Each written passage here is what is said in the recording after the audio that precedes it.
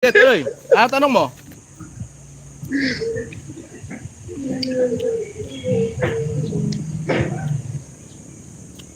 Bumaba. Parehas din siya ng problema nung isa. Next tayo. Kung sino lang yung nasa taas, yun lang yung akit ko. Para sunod-sunod. Ang daming nakapila eh. Good morning, brother. Taga saan ka? Sambuanga, sir. Sambuanga. Okay. Ano tanong mo, brother?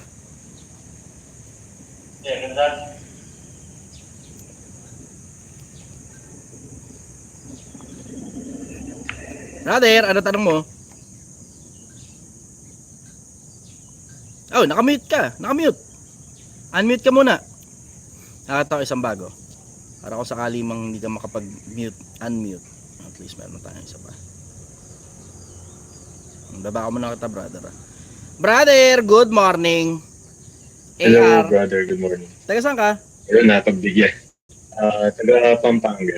Okay. Ano tanong mo? Actually, yung question ko lang ngayon, kasi I was working in the academy. Professor ako sa university. Okay. Is it, what I want to know your opinion about the generation right now. Kasi I noticed something. Is Yeah. it just me, or parang most of them, they're having a hard time accepting advices to older generations, and they're a little bit sensitive. Actually, if I'm giving advice to them about their future, I know na some of them are being offended. Then, ang result, dumarating pa yung parents sa school, then umaabot sila sa umaabot sa guidance, like na-offend sila sa sinabi ko. Kasi there are some times that I'm delivering advice na medyo kamukha nung sa'yo, diretso. I don't know, is it because hindi ko sila kaedad, or I need to change the way I talk?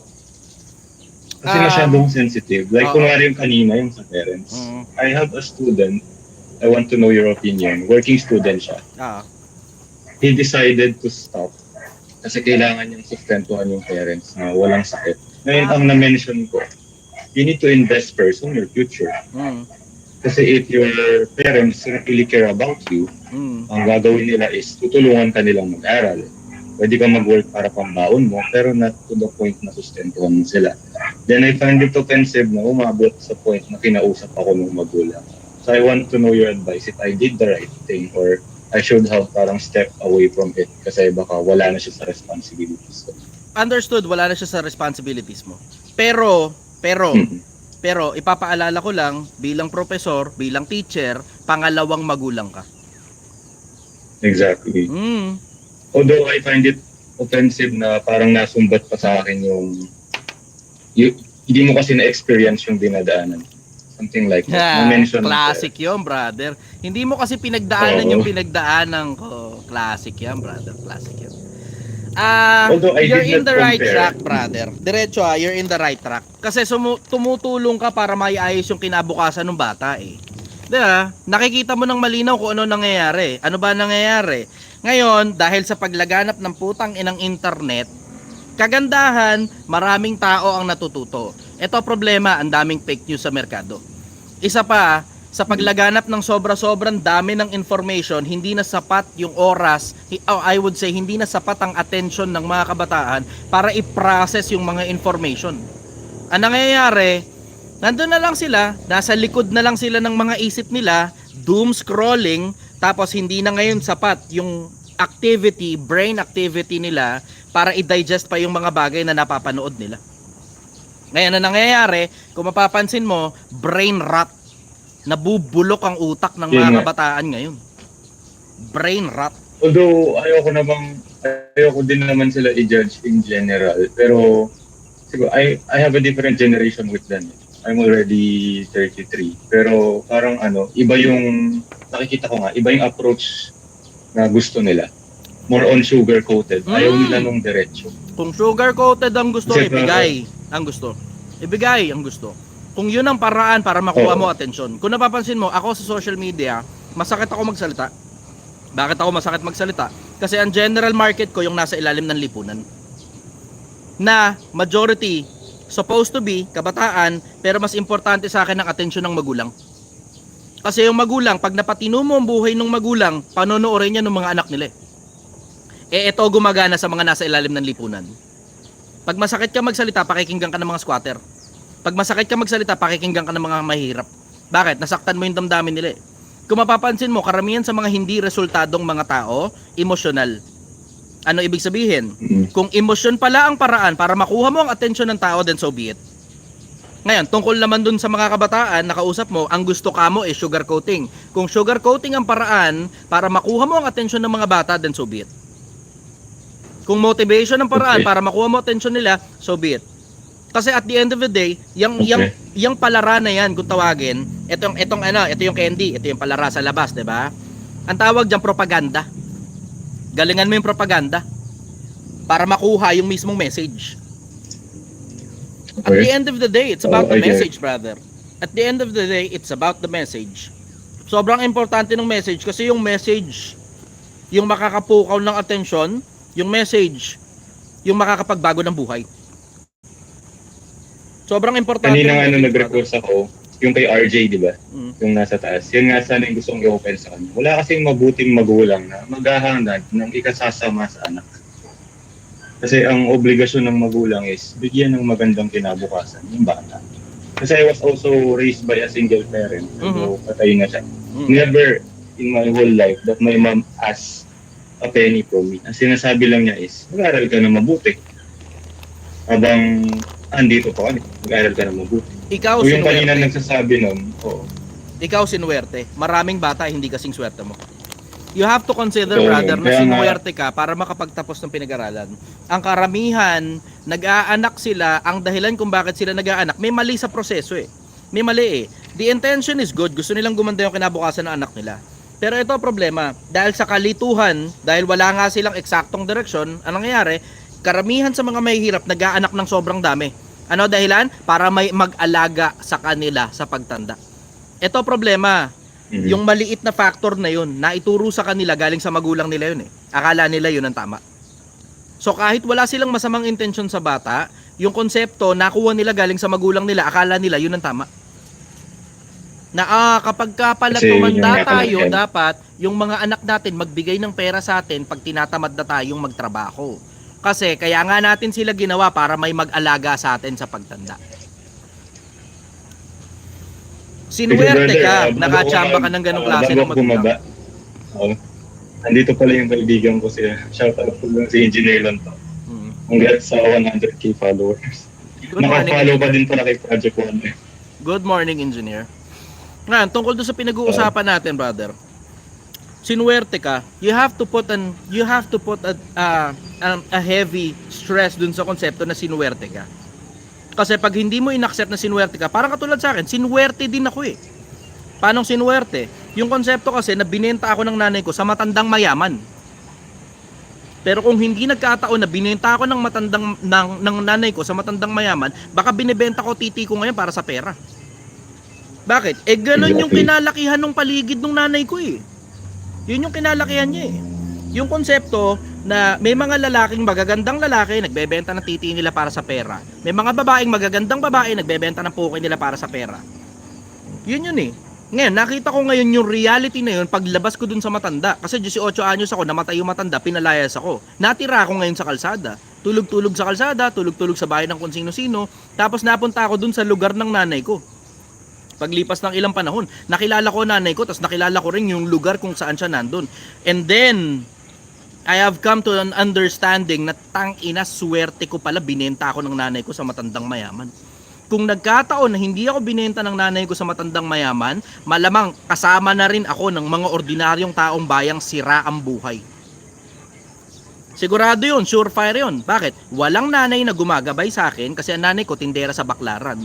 Walang tatay na gumagabay sa akin dahil nabuntis lang naman siya ng Amerikano Tapos yung nakapaligid sa nanay ko, mga taong ganun din ang mindset. Katulad dun sa magulang nung nagtanong kanina, na papalaki na, paparami tayo ng anak. Bakit? Para may mag-alaga sa atin pagtanda natin. Ito problema.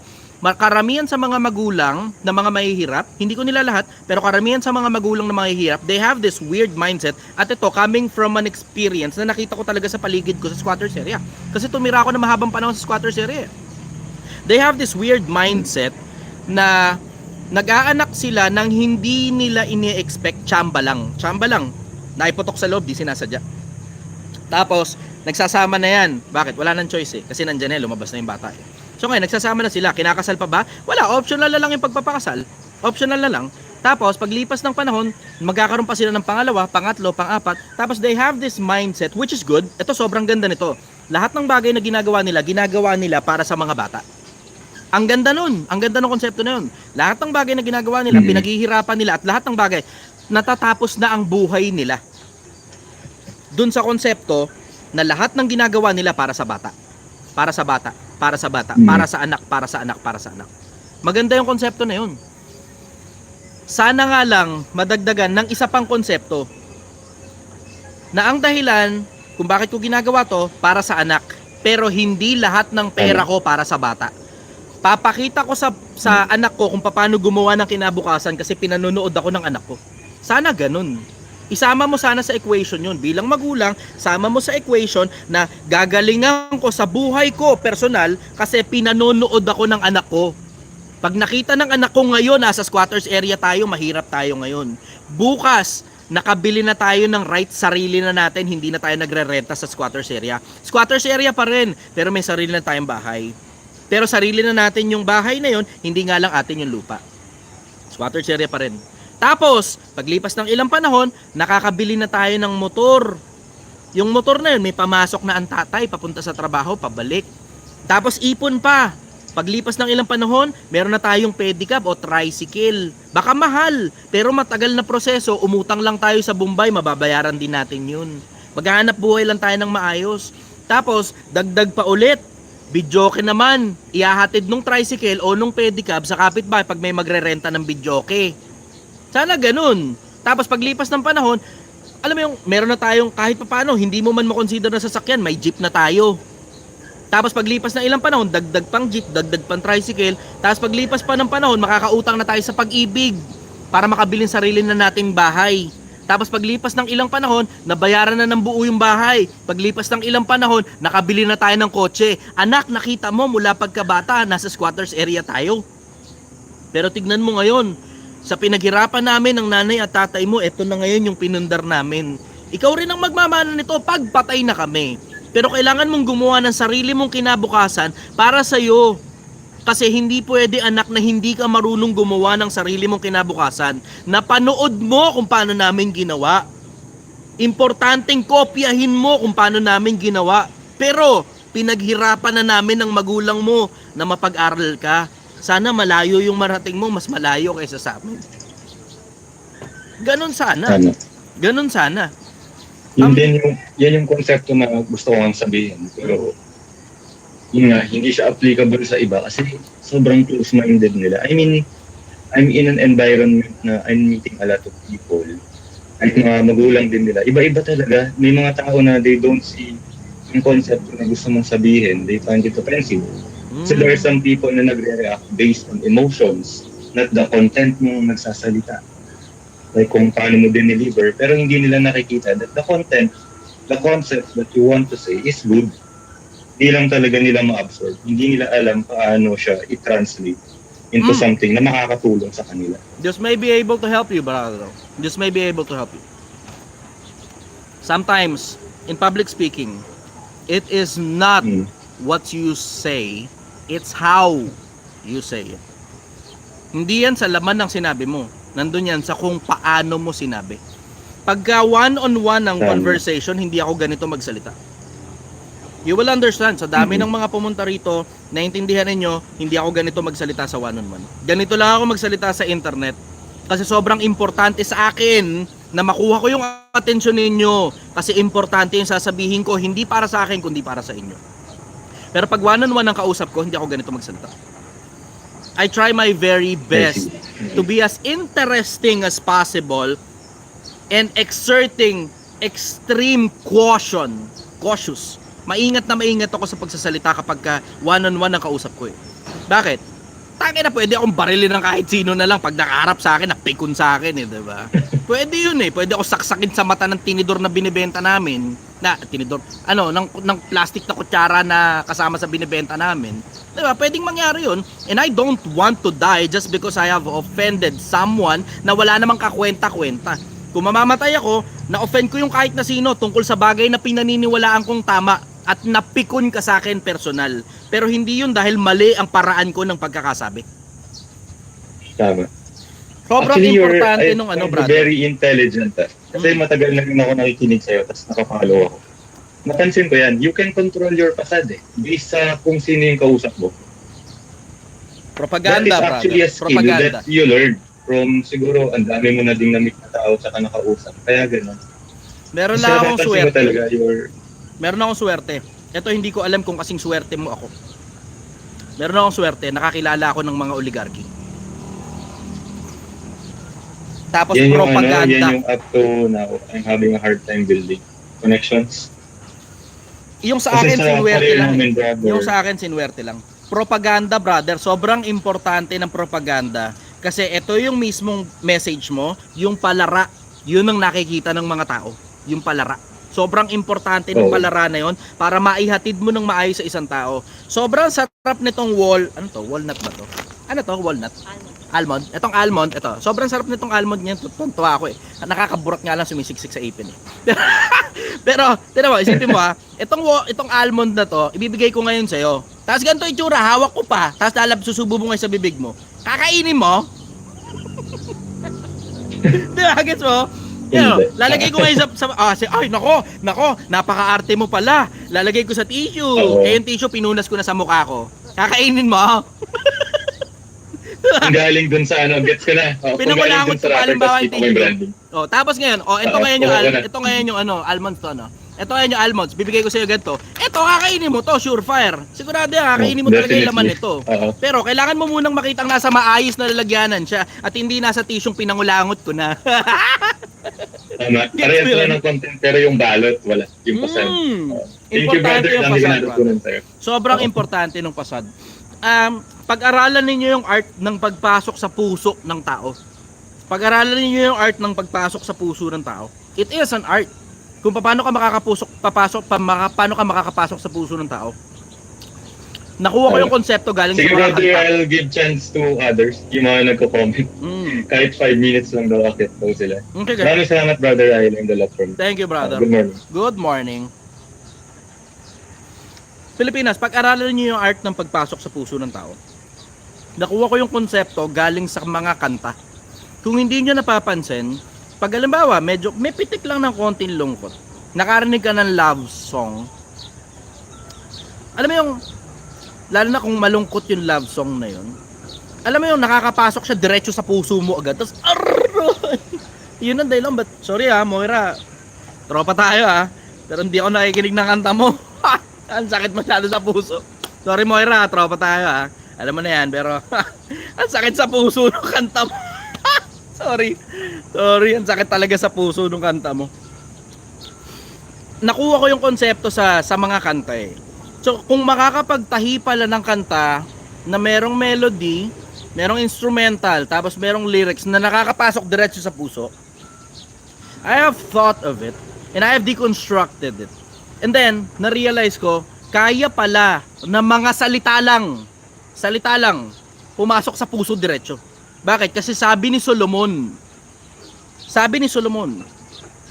salitang sinalita sa kaukulan ay gaya ng mansanang ginto sa pilak na bilao.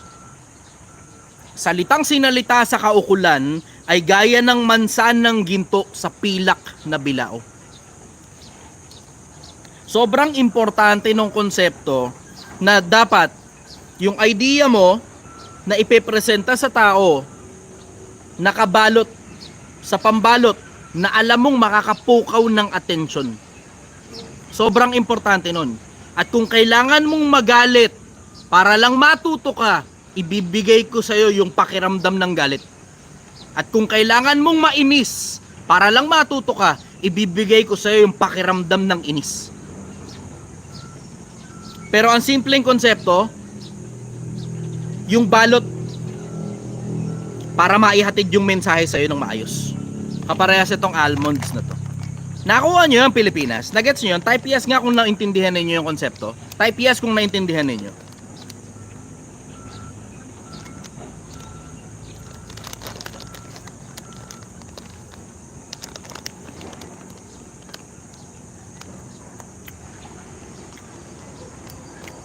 Good.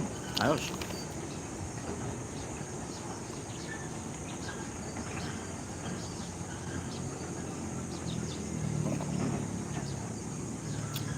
Good. Okay. Kung kakaintindihan tayo. Meet ko muna to si ano Always be positive. Bastos eh. Lasang ano daw, lasang kalamansi daw yung sinigang. Pakiayos, sayang daw bayad, sabi niya. Hindi naman kami naglalagay ng kalamansi sa sinigang eh. So alam kong basher ka lang talaga, lintik ka eh. Hindi kami naglalagay ng kalamansi sa sinigang. Sa akin, kung wala kang pambayad, manahimik ka na lang. Hindi mo, nakita mo yan? Nakita nyo yung konsepto? Ngayon, tingnan mo ngayon yung viewers. Pumipitik. Galing ng 235 yan kanina. Ngayon umaakit. Bakit umaakit? Kasi in-acknowledge mo yung inis. See? Get, next to Tomorillo. Pagbigyan muna natin ito sa Tomorillo. Inakit ko ng 2 beses to minsan panahon. Hindi nagsasalita.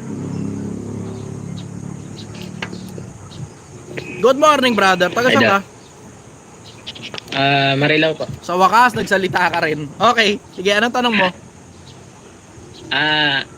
Tatlong talata to, idol. Sige lang. Kasi yung, di ba yung may paniniwala na pag namatay ka, diretso ka kagad sa langit, yung ganun. Meron yan. Naituro kasi sa amin, sabay-sabay siya. Kumbaga, walang una-una, parang ganun. Juan 3:13. At walang umakyat sa langit kundi ang nanggaling sa langit. Kundi ang anak ng tao na sumasalangit.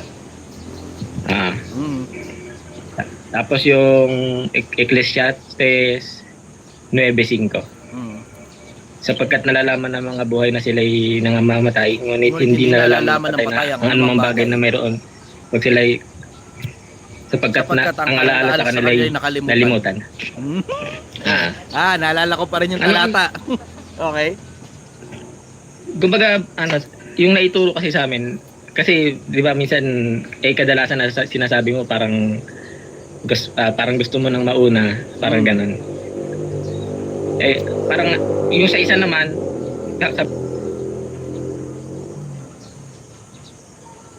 Uy, nawala ka, tuloy. Ang ganda ng tanong mo. Ang ganda ng tanong mo.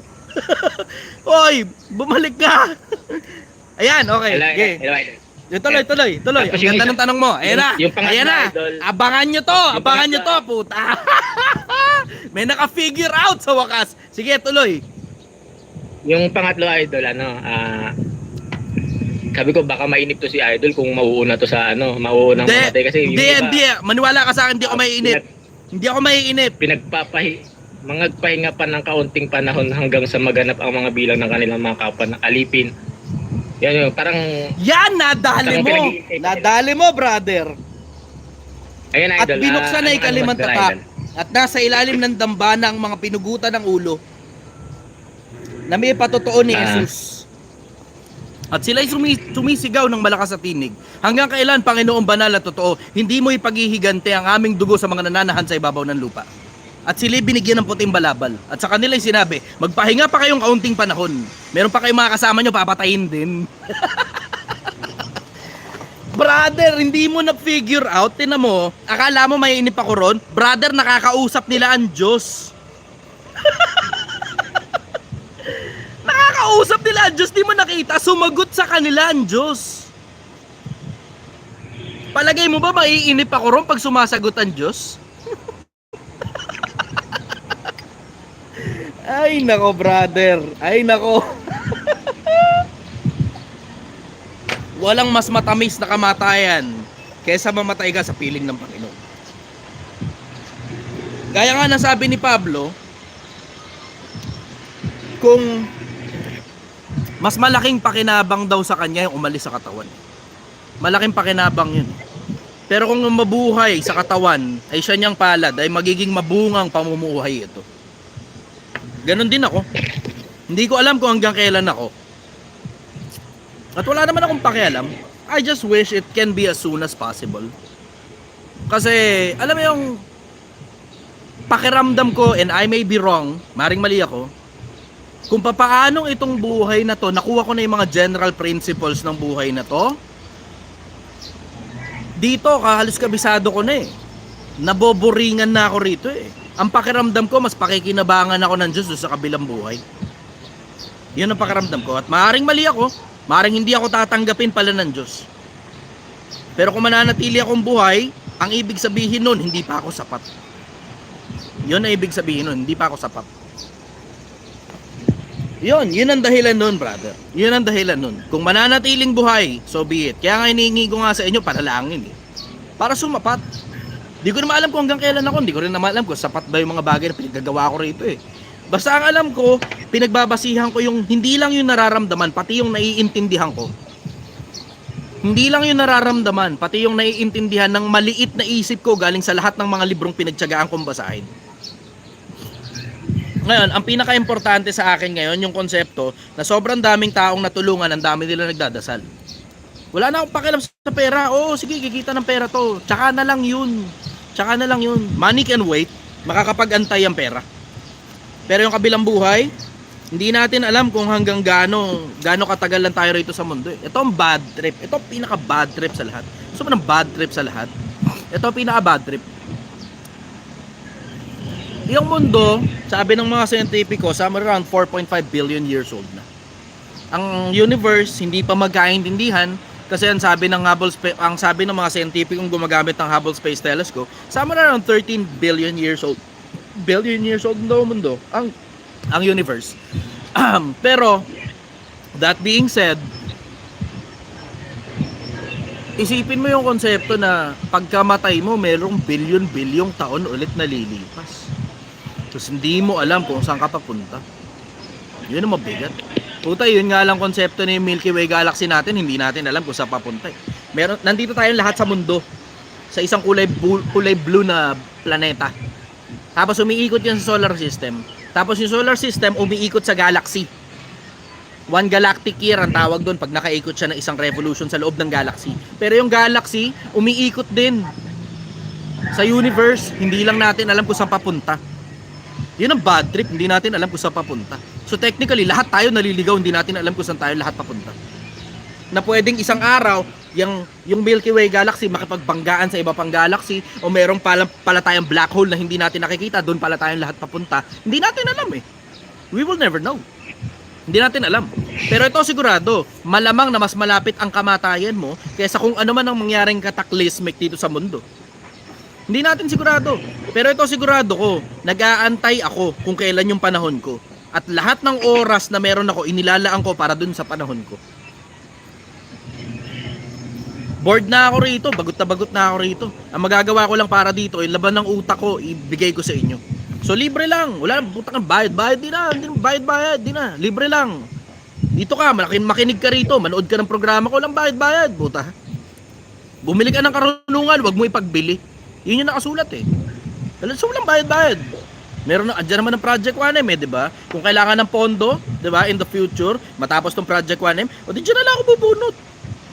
Ayan na, may money making business na itong endeavor ko eh, oh. Di ba? Pero hindi naman to tungkol sa pera. Ang katibayan, hindi ka nga makakabili nito na ipapadeliver sa bahay mo eh. Wala akong delivery, ayoko ng delivery. Bakit? Kung hindi ka pupunta rito, hindi mo titikman to. Yung simpleng konsepto na alam mo hindi to tungkol sa pera. So tinan mo, Visayas, Mindanao, makakarating ka pa ba naman dito? Para bumili ng sinigang? Di na. Diyan ka na lang sa bahay nyo, manood ka sa akin. Mas maligaya ako mabalitaan na maayos ang buhay mo dyan sa lugar ninyo kaysa pumunta ka pa rito para bumisita para lang sa walang kakwenta-kwentang picture. Di na, walang picture-picture. Diyan ka sa bahay nyo, ayusin mo yung buhay mo. Mas maligaya ako mabalitaan na maayos yung buhay mo. Maligaya ako mabalitaan na maayos yung buhay mo kaysa inubos mo yung pera mo para pumunta ka rito tapos bibili ka lang ng sinigang tapos picture lang. Ayoko nun, wag na lang. Hindi importante, hindi ganun ka-importante ang pera. Papaalala ko lang sa inyo, Pilipinas, hindi ganun ka-importante ang pera. Mas importante kabilang buhay kaysa sa pera. Yung, tingnan mo, isipin mo nga, ang daming bagay na mas importante kaysa sa pera eh. Yang magulang mo, siguraduhin mo na pag may sakit sila, kaya mong ilabas sa ospital. Tangina mo, anak ka eh, nilabas ka niyan dito sa mundo eh, di ba? Oo, as much as we have the braggadocio para sabihin na hindi, habang bata pa sila, wag mo munang bla bla. Pero tangina, pag tumanda naman ang magulang mo, napakagago mo naman pag pinabayaan mo sa kalsada magulang mo. Di ba? Ang sinasabi ko, hindi yan, wag yung sustento ang magulang nyo. Wag kayong tumulong sa... Wala ako sinabing ganon. Ang sinasabi ko, buuin mo yung sarili mo. Ano ba naman ang masama kung 40 anyos pa lang ang magulang mo, ikaw milyonaryo ka na, naitatravel mo sa ibang parte ng mundo nanay mo. Ano masama ron? Milyonaryo ka na eh. Kahit ngayon, pasasain mo ngayon ng magulang mo, walang masama ron. Pero nagkakaproblema, dun sa lahat na meron ka, bibigay mo sa magulang mo, parehas kayo ngayon nalulunod ng magulang mo. Tangina. Maniwala ka sa akin, hindi rin magiging proud sa yung magulang mo na kasama mo siyang nalulunod. Dalawa kayo, nalulunod kayong dalawa. Hindi na matutuwa nanay mo ron eh. Diretsahan, ang gusto ng mga magulang, hindi na importante kung gaano kasakim ang magulang. Ang gusto ng magulang, umalagwa ka bilang anak nila. Yun ang gusto nila, umalagwa ka bilang anak. Yun ang kaya mong gawin. Na pag ang nanay mo o tatay mo may sakit, bigyan mo ng gamot. Huwag kang madamot, puta ka. Pag ang nanay mo may sakit, nasa ospital, ilabas mo sa ospital, makatulong ka sa kanila. Ang tatay mo nakulong, ilabas mo, puta. Matatanda na sila, sustentuhan mo hanggang mamatay sila. Pero hindi nila gusto na nakikita ka, kasama nilang naghihirap. Hindi nila gusto yan. Sigurado ako ron sa'yo. As much as may pangangailangan sila, hindi nila gustong nakikita kang naghihirap. Unahin mo muna ang sarili mo. Nalulunod sila. Oo, nagkakaintindihan na tayo doon. Magbigay ka ng konting barya para makakain man lang yung magulang mo. Pero ayusin mo muna ang sarili mo. Buuin mo ang sarili mo. Tapos, pagka buong-buo ka na at may pera ka na, hindi ka mayaman, may pera, balik ka sa kanila. Huwag ka madamot, puta ka. Huwag ka madamot. Ang bottom line yan, kung nakakapaghanap buhay pa naman ng maayos yung magulang mo, hayaan mo muna silang maghanap buhay. Hindi mo gugustuhin na alisin yung responsibilidad sa kanila kasi gagawa sila ng bagong responsibilidad eh. Magluluho sila eh, tapos sa'yo ngayon pababayaran. Ikaw rin, kasama kang malulunod. Pero pag nagtrabaho ka ng maayos at tuloy-tuloy na pumapasok sa'yo pera, anong masama kung mapagluhuin mo magulang mo eh naman na naglabas sa'yo sa mundo? Diba? Anong masama ron? Yun yung message eh. Yun yung message. Ang message behind, ibigin mo kapwa-tao mo. Ibigin mo kapwa-tao mo. Pero ibigin mo muna ang magulang mo, ibigin mo muna ang Diyos mo. Huwag kang tanga. Hanap ka ng hanap ng kung sino-sinong iibigin mo, aanakan mo, tapos tatakbuhan mo rin dahil wala kang pera. Tangina, pag-ibig pa ba yan o kalibugan na lang? Diretsahan lang. Pag-ibig pa ba yan o kalibugan na lang? Tangina, minsan mamamangha ka eh. May mga magulang puta hindi nagsusustento sa anak nila. Anak mo yan, ba't di mo sinusustentohan? Diba? Gawa-gawa ka ng tao, hindi mo pala kaya. Tangina ka. Diba? Yan, minsan namamangha na lang ako sa mga tao. Hindi ba common sense yun na pag nag-anak ka, tangina mo, pakainin mo naman yung anak mo, putang ina ka? Diba? Hindi ba common sense yun? Minsan hindi ko maintindihan sa mundo. Asan ang common sense? Asan? Hindi ko mahagilap eh. Tangina, ba't parang alam mo, lahat ng pinagsasabi ko, diretsahan ha, mababasa nyo naman to sa mga lumang libro eh. Wala naman akong bagong sinabi rito eh. May bago ba akong sinasabi? Diba? Nakakamangha, namamangha ako sa kung gaano kabobo ang maraming mga tao tungkol sa mga basic na bagay ng buhay. Walang bago rito sa programa ko. Walang bago. Lahat ito maririnig mo sa kung saan-saan at kung kani-kanino. Reiteration lang to ng mga bagay na alam mo dapat bilang tao. Walang bago rito. Masabihin ng iba, kinopya mo lang igaya kay ganito, kinopya. Oo, kinopya. Kinopya. Bakit? Ano pa ba naman ang bagong maiisip mo tungkol sa mga prinsipyo, tungkol sa mga pagmamagulang at pag-aanak na wala sa mga lumang libro? Sa Biblia ninyo, nandyan yan. Sa Quran ninyo, nandyan yan. Sa mga religious books ninyo, nandyan yan. Ano pa ba naman bagong gusto ninyo? Diba? Ano pang bagong gusto ninyo? Tingnan mo, yung ikalawang Korinto, 12-14, bago ba yan? Na kayong mga magulang ang dapat maghanda para sa anak ninyo, hindi yung anak nyo ang dapat maghanda para sa inyo. Bago ba yan? 2,000 taon na nakasulat yan, no? Ba't nakakalimutan yata? Para, tangina mo, 40 anyos ka pa lang, ayaw mo magtrabaho, ang gusto mo, yung anak mo pinapagtatrabaho mo, tapos kinakain mo ngayon yung pinaghirapan ng anak mong 20 anyos. Tangina, di ka nahihiya nung bilang magulang, kinakain mo yung kinabukasan ng bata. Hindi ka naiyaro na oras yung ipinagpapalit ng anak mo kapalit ng konting barya. Tapos ikaw naman, tinatamad kang magtrabaho, 40 anyos ka pa lang, wala ka naman sakit. Baka nakakainin mo yung pinaghirapan ng bata, anak mo yan, te. Anak mo yan, kuya. Hindi ka naiiya, hindi ka nandidiri sa sarili mo, nilalamon mo yung pinaghirapan ng bata. Nakakapagtaka, 2,000 taon na nakasulat yan eh. Diba? Ano, sabi ni Solomon, ang mabuting tao ay naghahanda para sa anak ng kanyang anak. Yan na nakasulat eh. 2,000 taon na. Mahigit. Mga 2,500 years na. Nakasulat na yan sa mga lumang libro. Kahit basahin mo Quran. Ang dapat naghahanda, yung mga magulang para sa anak. Hindi yung lahat ng pinaghirapan ng anak mo, lalamunin mo. Hindi ka nahihiya dyan. Ako naman, nagtataka sa mga tao. Bakit parang bagong bagay lang to itong naririnig nyo galing sa akin? Libo-libong taon na nakasulat ito eh. Parang bagong bagay lang doon ako namamangha eh. Ngayon, yung mga bagay na yan, I have it all figured out. Hindi naman dahil matalino, magaling. Hindi ganun eh. Kundi dahil nagbabasa kasi ako ng mga lumang libro. Isa pa, isama mo na rin yung konsepto na nakita ko kasi yung mundo ng kahirapan, nakita ko rin yung mundo ng mga mayayaman tao. Nakita ko yung magkabilang panig, meron akong tsamba as you call it, suwerte as you call it, na wala sa iba. Ngayon yung suwerte na yung pinamamahagi ko sa mga tao. Ngayon sana dumating sa panahon na sumapat na yung mga naibahagi ko sa inyo para dun na ako sa kabila kasi bagot na ako rito. Bagot na ako rito sa mundo. Nakuha ko na eh. I have this life figured out. Wala na ako masyadong maraming sakit ng ulo rito. Wala masyadong maraming problema. Pag dumating ang problema, resolbado agad. Nakita niyo naman kung paano ko nire-resolve yung mga problema eh, di ba? Ngayon, it's time for me to go to another plane. Para makita ko naman yung mga problema at sakit ng ulo naman sa kabilang dimension naman. Para mapakinabangan naman ako dun. Eh, tanga na. Dito sa mundo na to, kabisado ko na to, bored na ako rito.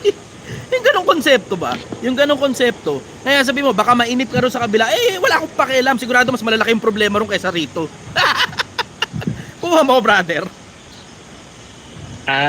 Bali, idol. Kunya, kung para sa'yo lang, pagkamatay mo o natin, huhukuman o standby ka muna sa dambana at sabay-sabay tayo. Biblia tinatanong mo, hindi ko rin ha. Sa Biblia, yun na nakasulat, standby muna tayo. Standby muna tayo.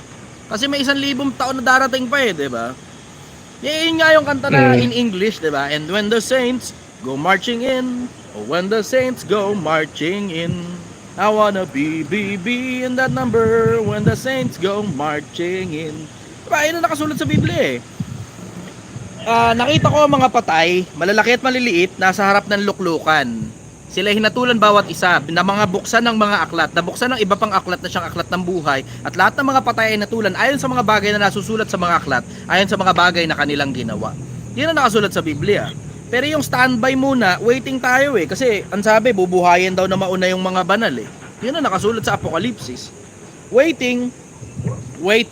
Pero excited ako makita yung kabilang buhay kasi sigurado ako mas malalaki problema ron. Hindi naman hahayaan ng Diyos na mabagot yung mga banal niya eh. At hindi ko naman sinasabing kasama ako ron sa mga yun. Pero merong possibility kasi na dun sa kabila may ginagawa. Merong possibility na sa kabila may ginagawa. Eh, isipin mo na lang yung konsepto na hindi ka na bound by space and time dahil naiwan mo na yung katawan mo rito. Wala ka bang gagawin doon? Nakatanghod ka lang, mukha kang tanga. Diba? Maiinip ka ron. O baka wala nung konsepto ng pagkainip doon. O baka suspended state doon, waiting for what will happen in the future. I don't know. I honestly do not care. Bagot na ako rito. Gusto ko nang tumawid doon sa kabila. Ang tagal, ang haba ng buhay. Napakahaba ng buhay. Isa sa mga pinakamalalaking bagay na natutunan ko, pag hindi ka na pala interesado sa pera, lalawak pala mundo mo. Kaya sabi ko sa inyo, yung mga sumasabay sa Project 1M, bilisan nyo. Huwag nga lang gagawa ng illegal, tapos huwag ka rin magpapakatanga para gumawa ng mga malalaking pagkakamaling madadapa ka. Yung bilis mo, yung saktong komportable ka lang. Sabi nga nila sa pagmamaneho, never go faster than your guardian angel. Huwag kang sobrang bilis. Yung saktong bilis lang na, alam mo yun, nakafocus ka ron, day in, day out, mabilis ang kilos mo, ang expansion mo, medyo mabagal ng bahagya. Para, alam mo yun, makarating ka dun sa kung ano man yung hinahabol mo financially. Bilisan mo para makarating ka na kagad sa hinahabol mo financially.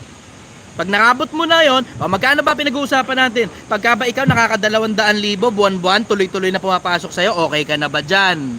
O ngayon, okay ka na dyan. O ngayon, maghahanap na tayo ngayon ng Diyos. Diba? Hanap ka na ng Diyos. Bira ka naman talaga. Lahat na lang buong buhay mo na lang, nilaan mo na lang sa pagkuha ng pera. Diba? Wala kang oras magbasa ng Biblia. Wala kang oras magbasa ng Quran. Ano ba? Anong trip mo? Diba? Yan ang trip mo, gumawa ng pera hanggang mamatay ka.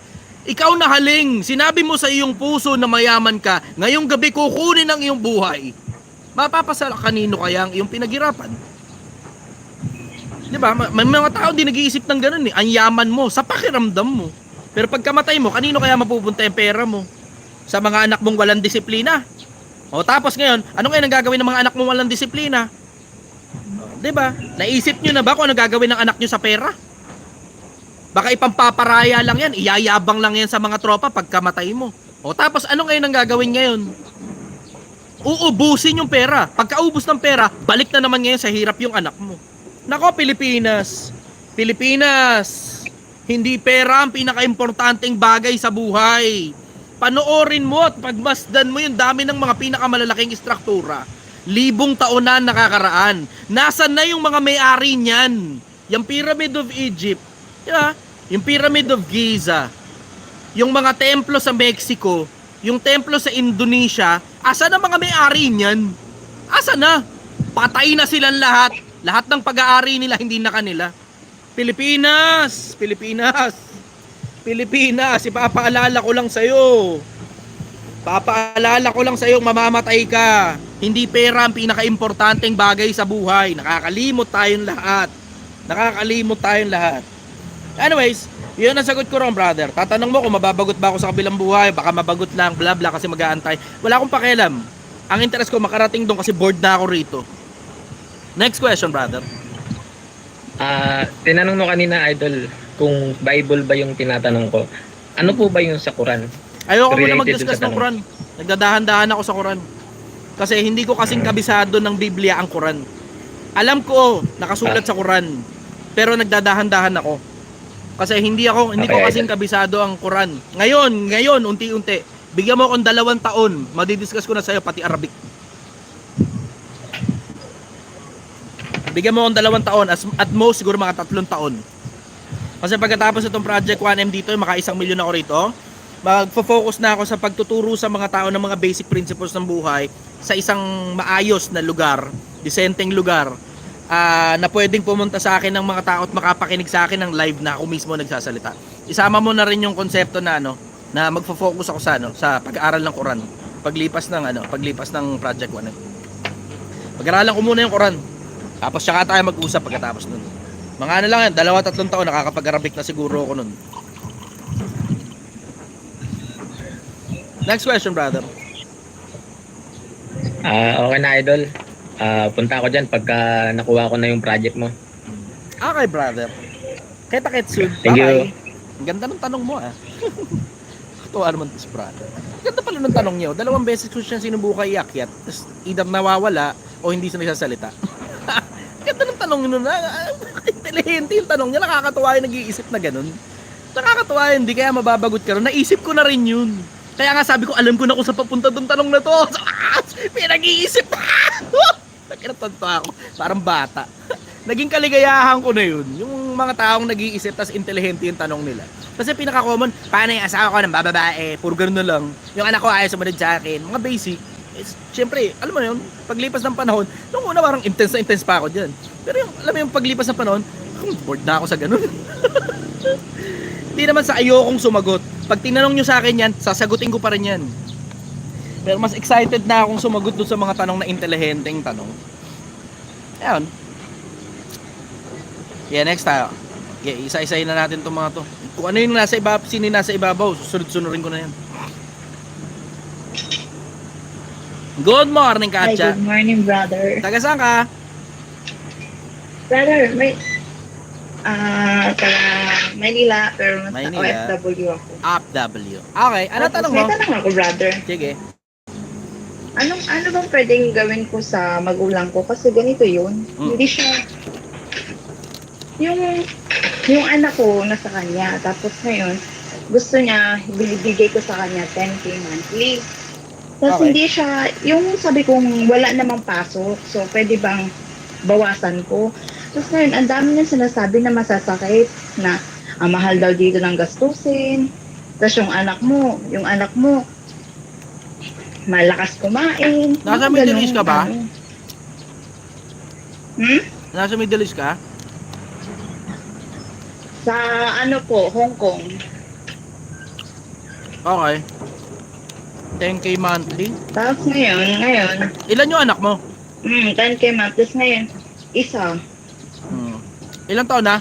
Tapos ang dami niya dahil doon lagi 12 years old. Lagi kami nag-aaway dahil sa pagsusustento ko sa kanila. Tapos gusto niya separate yun sa papa ko, separate din yun sa kanya.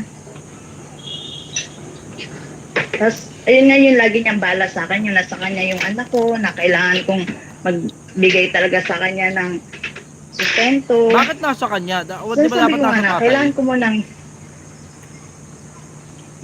Di ba dapat nasa tatay anak mo? Hiwalay kayo? kasi hiwalay din kami kasi nga yung may pamilya na rin yung iba pero magkapit-bahay lang kami. Tapos ayoko doon yung anak ko kasi nga gawa nga ng may ibang hindi ko pamilya. gusto yung mga Pagpapalaki. yung sa side ng pamilya niya, parang ano rin yung sa isip ko ba pariwara din yung anak ko. Okay. Magkano sweldo mo dyan?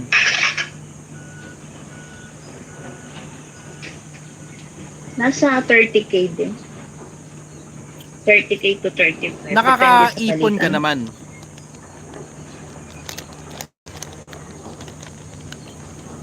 Sa ngayon, hindi, back to zero ko kasi nga, Bakit? 10K lang yung pinapadala mo, may 25K ka pa. Yung tawag niya, bawat uwi ko, bumabawi ako. So, nakaka-relate ako sinasabi mo na pinapakain ko, pinapamumudmud ko sa pamilya pag uwi sa Pinas. Ilang buwan ka na dyan?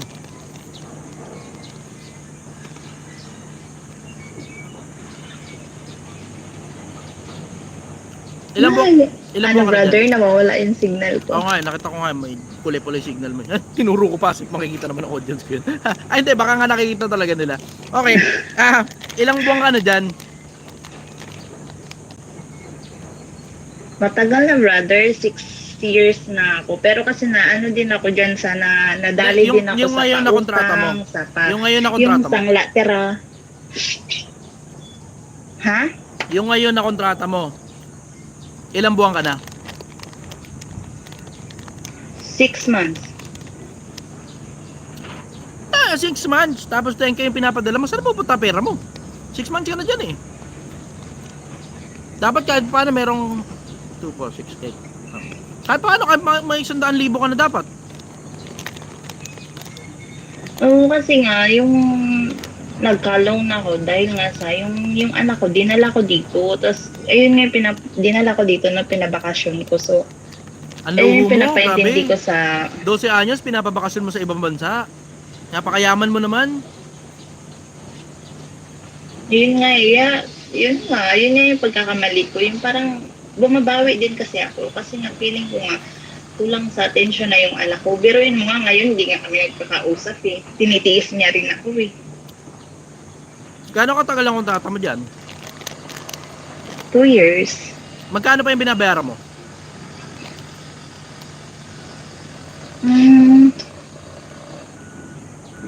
Binabayaran ko, 13K monthly din. Hanggang kailan yun? Kaka-umpisa, so 6 months, 1 year. 1 year siya. 1 year mong babayaran. Yeah.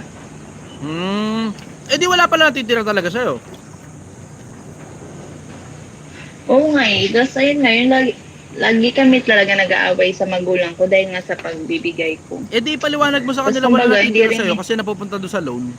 Sabi mo, hindi nila maintindihan. Wala ka naman magagawa eh.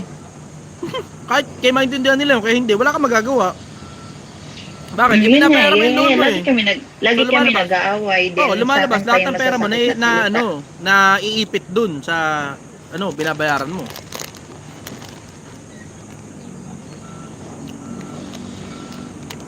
Ganito gawin mo. Ganito na lang. Ito, suggestion to. Ayokong parang babalikan mo ako para sabihin mo hindi gumana. Diretso lang. Ito, suggestion lang ito. Hindi ko alam kung paano mo i-execute ito. Pero bahala ka na. Yung 10,000 na yan, yan lang yung kaya mo eh. Wala kang magagawa. Ngayon, yung buong 2 taon, magpanggap kang yan lang talaga yung kaya mo. So, ibig sabihin nun, 1 buong taon para magbayad ka ng utang kasi wala naman eh. As in, utang, yun na talaga yun eh, diba? Ang matitira sa'yo, konting parang toiletries mo na lang eh. Madadagdag na lang yun, parang pambiling shampoo, pambiling toothpaste, ganun. Mga maliliit na mga hibi-hibi na mga maliliit na bagay. Siyempre, gumagastos ka pa rin dyan. So, wala na talaga natitira sa'yo. Kaya, magpanggap ka na lang na buong 2 taon nagbabayad ka ng utang. So, ngayon, ang mangyayari, 1 buong taon para magbayad ka. So, bali 6 months na lang babayaran yung 13,000. Tapos, yung buong 1 taon, lahat ng sobrang pera ipunin mo. Tapos, pag uwi mo ng Pilipinas, magsimula ka ng mga maliliit na hanap buhay. Maliliit lang na hanap buhay dito. Tapos, pilitin mo na lang na lumaki para hindi mo na kailangan mag-abroad kahit kailan. Na akong kasi nga yung una ko nga kontrata, yung ganun yung nangyari, yung kumuha din ako ng sangla tira din after naman pala nun is 2 kami pinagsanglaan. So ngayon, wala nang kwenta yung bahay. Kumbaga, pinasarado na. So wala nang sa barangay kasi 2 na kami may-ari nun. Pinaka-close yung bahay. So wala nang income. Ang bagsakan yan, sa San Latira, diretso ang bagsakan ng San Latira, kailangan walang tao yung bahay.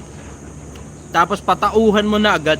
Para hindi na importante kung sino pa may hawak ng papel o kung gaano pa karami ang pinagsanlaan. Patauhan mo na agad. Basta may nakatira na dun. Tapos Hindi. Barangay mismo ang nagpa-close. wala naman kayang gawin ng na barangay akong tungkol magagawa. dyan eh. Sorry sasama loob sa akin ng mga taga-barangay.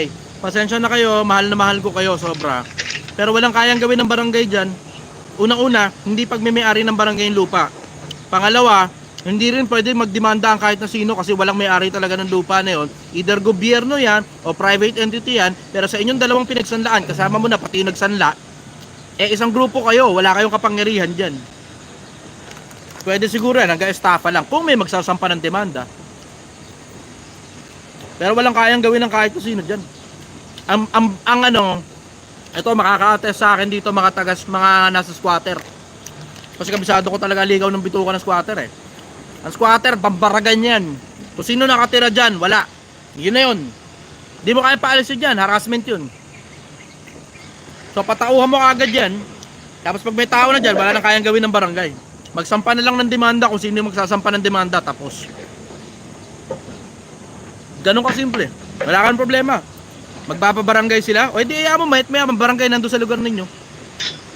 Bayaan mo. Bakit? At the end of the day, kasama ka naman sa mga nagbayad dyan eh. So bayad ka. Ngayon, kung ano man yung gustong singilin ng kabilang panig, hindi. Kung ano naman ang gustong singilin ng kabilang panig, sila lang 2 mag-usap nung nagsanla sa kanila. Basta ikaw, nakabayad ka, may papel ka na hawak, may karapatan kang tumira dyan.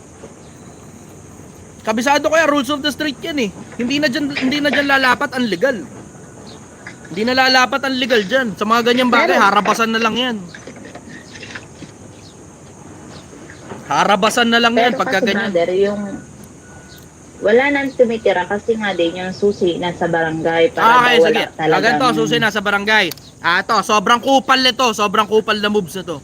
Tangina, kabisado ko talaga ligaw ng butukan dyan sa squatter sa'yo eh. Sobrang kupal moves nito. Sa'yo ko lang i-advise ito. Tangina nyo eh, kayong iba, wag nyo gagawin to Sobrang kupal moves nito. Under the table mo. Kausapin mo yung isa pang napagsanlaan. Bayaran mo, magkaroon kayo ng kasulatan. Tapos, biyakin mo na ngayon yung Pero anong babayad ko? Wala na nga. Ayun lang, o nga pala. Sorry, nakalimutan ko yung factor na yun. Sirain na lang yung pinto. Trespassing? Puta ka na, paano trespassing? Hindi nyo naman pag-aari yung lupa. Ha!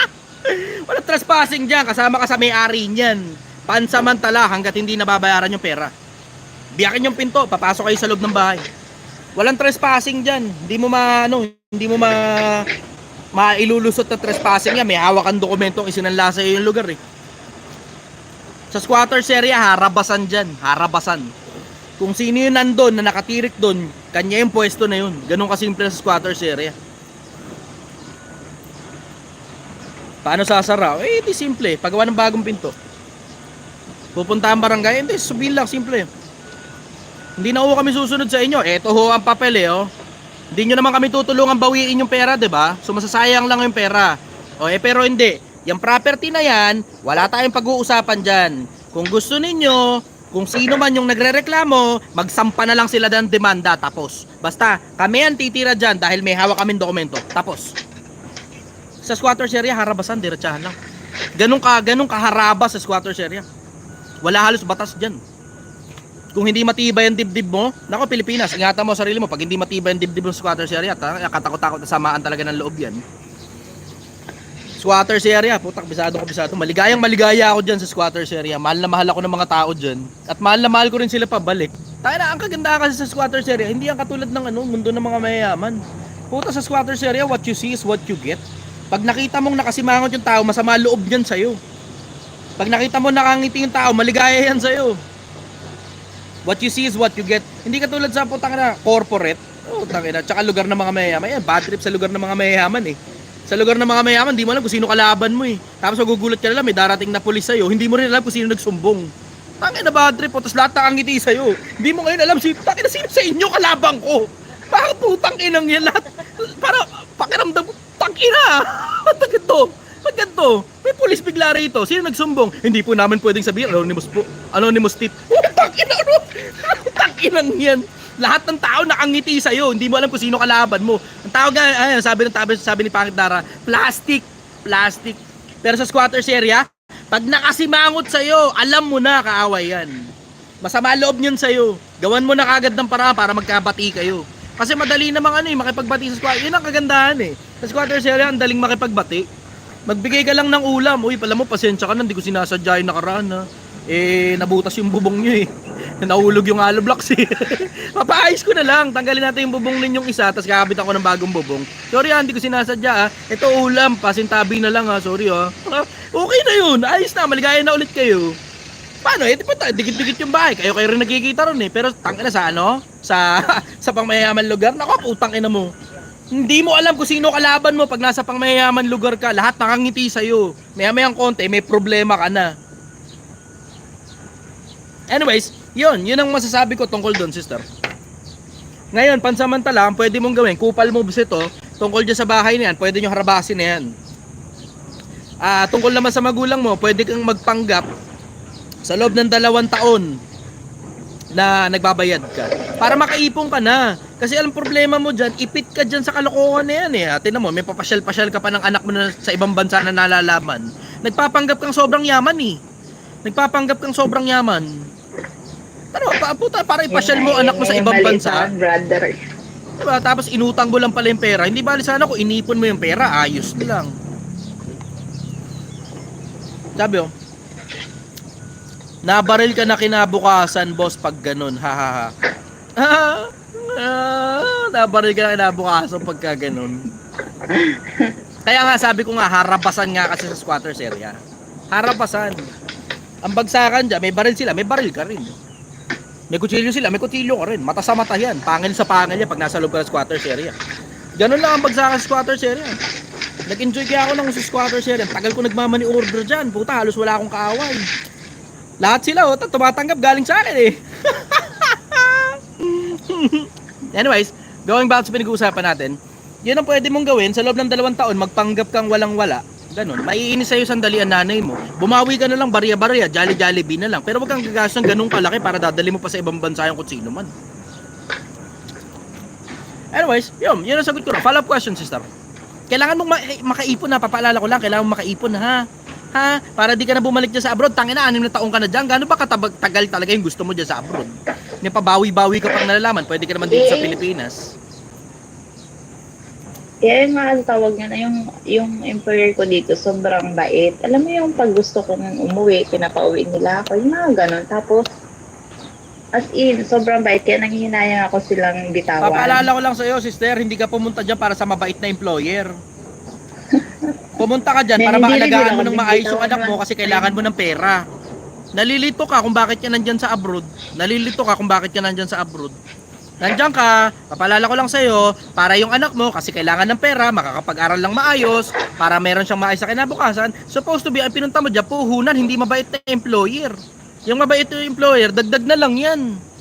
Dagdag na lang yan. Ano ba, gusto mo dyan ka na habang buhay dahil lang mabait ang employer? Tangin lang yan, ang pangit ang trip mo, no? Ang trip mo, magluho, pag umuwi ka ng Pilipinas, magalit sa'yo yung magulang mo, makipag-away sa magulang mo dahil wala ka nang maibigay na pera dahil inubos mo nga sa pagluluho, sa pagpapanggap mong sobrang yaman, tapos mag-abroad ka para sa mabait na employer habang buhay ka na dyan. Ang pangit talaga ng trip mo, no? Ang pangit. Mag-ipon ka ng pera, umuwi ka ng Pilipinas. Mag-ipon ka ng pera, umuwi ka ng Pilipinas. Magsimula ka, tinda ka ng kwek-kwek dito, puta kikita ka pa rin naman dun eh. Kung walang titinda, pek-pek mo. Kwek-kwek, tinda ka. Yan, pwede. Kung ano bala ka na. Pero ang bottom line yan, simple, hindi pwedeng habang buhay kang nandyan sa abroad. Nako, maniwala ka sa akin, masisira buhay ng pamilya mo dyan. Eh, yung anak mo na nga lang at saka magulang mo ang meron kayo. Tinan mo, nag-aaway na kayo ng magulang mo, kakaganyan mo. Hindi, may partner din ako, boss. Tawag na yung partner ko, ayaw din ng magulang ko dun sa kanya kasi nagawa nga ng may anak, 4 na anak sa iba't ibang babae. Nako, puta ka Tapos, naman. yun nga. Kahit ako magulang mo, hindi rin kita papayagan dun eh. Pinanindigan ko na lang kasi ha? Kahit ako magulang mo, hindi rin kita papayagan makisama ron. Kung ano yung ginawa niyan doon sa iba, ganun di gagawin yan sa'yo. Doon sila na, Aanak ka, tatakbuhan ka pagkatapos. doon nagagalit. Pero, ewan ko lang. Ewan ko lang. Ano ba palagay mo, exception to the rule ka? Ikaw yung putang inang may ginunto ang Pepe na hindi iiwan pagkatapos anakan. Naka-4 na Teo, yun ang track record niya. Mag-anak, iwanan. Naka-4 na oh. Ano ba palagay mo sa panlima, golden Pepe ka, ganun? Nako te, kalmahan mo sarili mo. Anong magandang gawin ko doon? Ilaglag mo na yung lalaki. Samantalang nung wala ako, siya yung nandyan. Yung 4 na yun, hindi ba sapat yun? Nag-aantay lang din naman ako siguro na magloko. Pag magloko yun siguro pwede kasi ang akin ngayon brother, tawag niyan. Nahihiya akong iwanan siya sa ere na porket yung medyo na ba, yung okay na ako, ganun. Nung wala ako, siya kasi yung katuwang ko dito, yung naghanap-hanap ng na. Katrabaho ko kasi yan dati, brother. Tapos yung parang, ang sagot ko lang sa'yo, pinanindigan okay. na lang din niya ako. Ang sagot ko sa'yo, okay. Tingnan mo, pag uwi sa Pilipinas, TY ka dyan. Hindi mo naman alam kung sa Pilipinas may asawa ba yan eh. Kasi karamihan sa mga nandyan sa abroad, nagpapanggap na single eh. Lalo na mga lalaki, nako putang ina, lahat sila nagpapanggap na single pag uwi ng Pilipinas, uwi sa asawa. Brother, binahay ko na nga lang kasi para Binahay mo. Parang baliktad ah. Ikaw dapat yung binahay ng lalaki. Kung kaya mo ba namang hawakan sa leg, sige.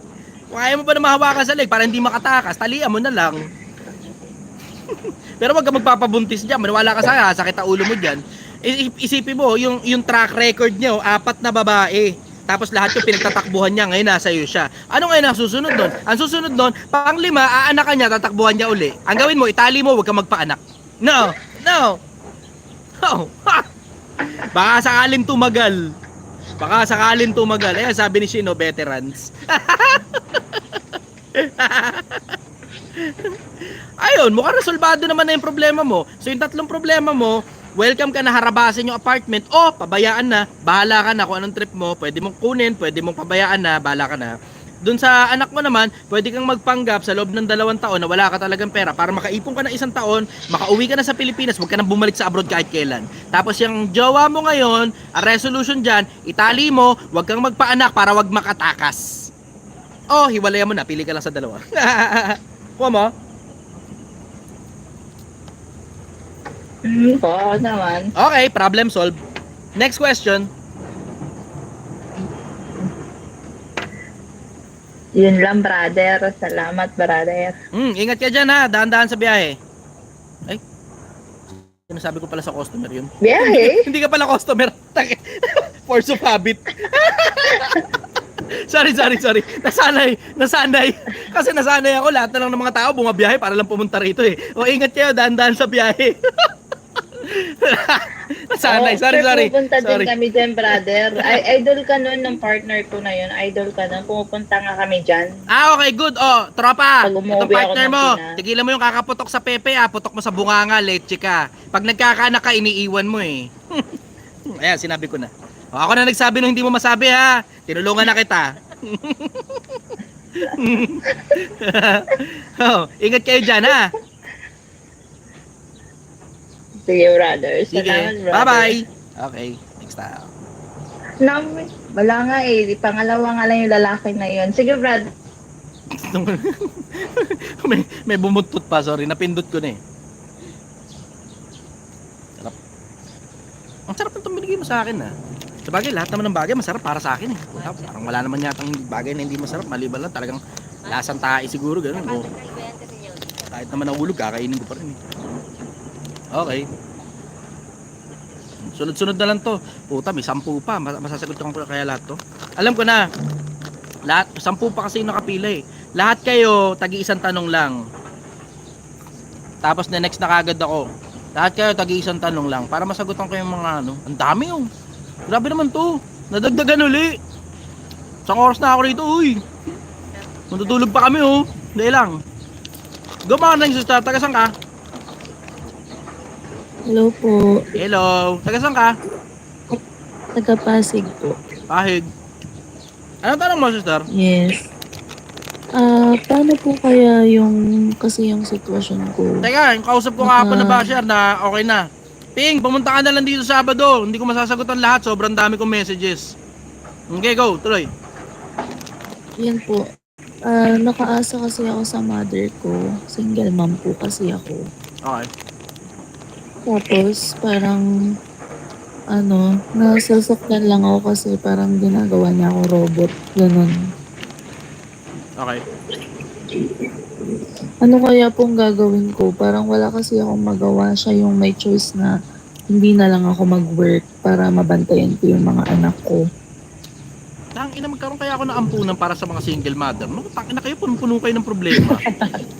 Ang pangit kasi ng mga trip nyo, nagsisipili kayo ng mga siraulo ng lalaki, pinapaputok nyo sa pepe nyo. Tangina talaga yun. Pangit ang trip nyo, no? Nakakainis. Grabe. Hindi bali sana kung namatay yung lalaki, ayos lang eh. Diba? Pero puta, pumili ka ng responsable lalaki, tapos ngayon, nadali ka, sabi mo, biktima ka. Ngayon, anong ibig mo sabihin sa ginagawa robot? Bigyan mo akong definition nun. Yung parang hindi nga ako pwedeng humindi sa mga pinapagawa niya. Nanay mo? Ganon. Yes po, yung mother ko. Tapos, kung pagsalitaan niya ako, parang wala siyang preno. So, syempre nabuburot sa'yo yung iniisip nanay mo, na. nagpaanak ka ng wala sa lugar eh. Tapos sinaksak mo pa sa kanya yung anak mo. Ikaw kaya, palit kaya kayo ng lagay ng nanay mo, yung anak mo magkaanak, saksak sa'yo, matutuwa ka kaya? Hindi, wala po kasi talaga akong option eh. Wala ka Kumbaga, talagang ayaw niya option. Ang naman ako option mo talaga, magtrabaho. diretso, ang option mo talaga, magtrabaho ka, puwersahan kahit ayaw ng nanay mo. Ano gagawin mo? May sarili ng buhay yung anak mo. Diba? Ay, may sarili buhay anak mo. May sarili ka ng buhay. Nakahiwalay ka na dapat sa magulang mo. Eh, ang problema nga, nagkamali ka nga ng pili ng lalaki. Mapag-iiwanan sa mga bata. Iwan mo nga sa nanay mo, kahit magalit ang nanay mo, wala kang magagawa, pasok sa isang tenga, labas sa kabila. Wala naman siya magagawa, apo niya yan eh. Pero ang importante, ikaw ang nagsusustento sa sarili mong anak. Ang pangit naman nun, di na gumraduate yung nanay mo. Pag-graduate mo naman, pagpahinga mo naman nanay mo kaalaga ng bata, inalagaan na kayo ng bata kayo. Tangina, pag nagka-apo kayo, pag nagka-apo siya pa rin mag-aalaga. Di ba? Alam mo, yung nanay mo, babae rin yan, kapares mo lang yan. Nagpapakipot lang yan, pero ang totoo gusto niya talaga, magtrabaho ka talaga para may pansustento ka sa anak mo, para may pambigay ka rin sa kanya. Nagpapakipot lang yan, kaparehas mo rin yan, leche.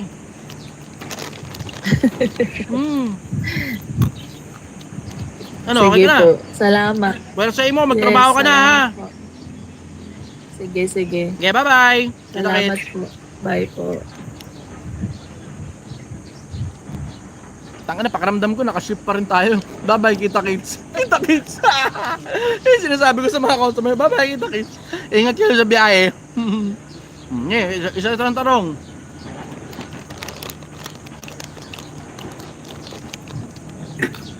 Brother, good morning. Taga saan ka?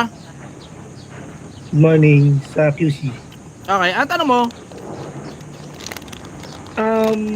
Nabanggit niyo dati na ang pinakamalaki mong gagastusin is regarding sa kakitaan.